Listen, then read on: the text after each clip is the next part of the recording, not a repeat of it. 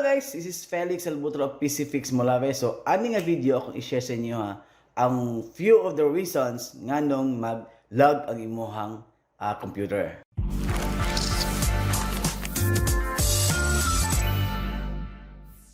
Siguro na kayo mga nakita nga mga tips and tricks unsaon pagpakusog o pagpapaspas sa imuhang computer o sa imuhang laptop via tutorials over Facebook, YouTube, or TikTok. Dahil kay mga tips diha guys. Pero based on my experience, more than 10 years na ko pag-ayo og mga computer, applicable na siya nga mga tips and tricks guys kung healthy pa ang imong operating system or healthy pa ang imong hardware. Sige, ibutang ta lang imong gusto sulayan tong mga tips and tricks, okay na kailangan sa guys.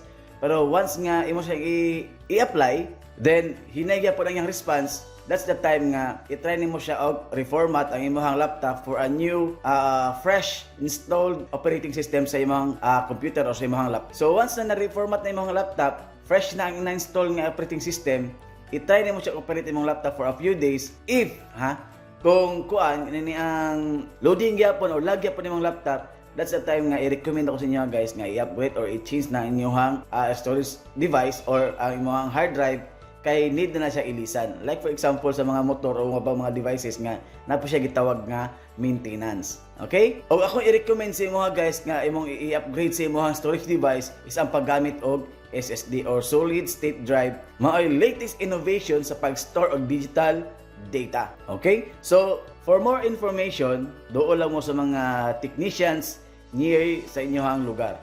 Okay? So this is Felix Albutra again of PC Fix Molave, and see you in the next video.